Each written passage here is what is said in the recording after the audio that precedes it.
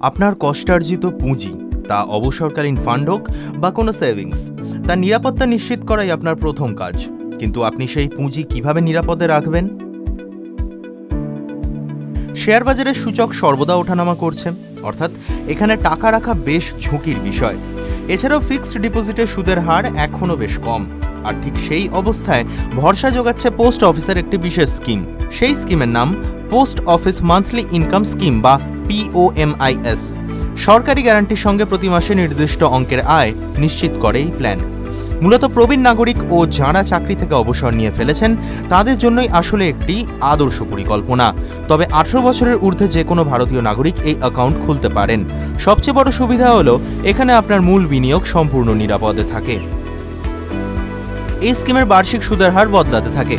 যদিও চলতি অর্থ বছরের অক্টোবর থেকে ডিসেম্বরের ত্রৈমাসিকের হিসাব দেখলে এই স্কিমের সুদের হার 7.4%।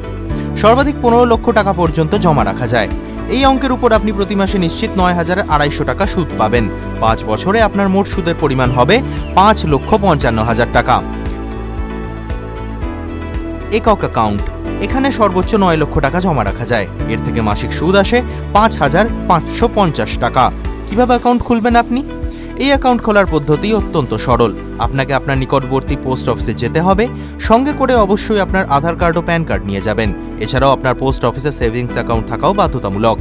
এরপর আপনাকে একটি POMIS ফর্ম পূরণ করতে হবে এবং ন্যূনতম 1,000 বা তার গুণিতকে অর্থ জমা দিতে হবে। আপনার মাসিক সুদ সরাসরি সেই সেভিংস অ্যাকাউন্টে জমা হবে। 5 বছর পর আপনি যে টাকা জমা করেছিলেন তা ফেরত পেয়ে যাবেন। আগামী ত্রৈমাসিকেও এই স্কিমের সুদের হার অপরিবর্তিত থাকার সম্ভাবনা থাকলেও নিশ্চিত মাসিক আয়ের জন্য এই সরকারি স্কিম মধ্যবিত্ত বাঙালির কাছে আগামীতেও অন্যতম সেরা বিকল্প হয়ে থাকবে, এই বিষয়ে কোনো সন্দেহ নেই। কোথাও বিনিয়োগ করতে চাইলে সেই বিষয়ে যথাযথ তথ্যানুসন্ধান এবং বিশ্লেষণ করুন। এই ভিডিও শুধুমাত্র শিক্ষাগত উদ্দেশ্যে। TV9 বাংলা বিনিয়োগের কোনো উপদেশ দেয় না। বিশেষ দ্রষ্টব্য: যে কোনো বিনিয়োগে বাজারগত ঝুঁকি রয়েছে, ফলে আগে বিনিয়োগ সংক্রান্ত সমস্ত নথি সাবধানে পড়ে নেবেন, তারপর বিনিয়োগ নিয়ে সিদ্ধান্ত নেবেন।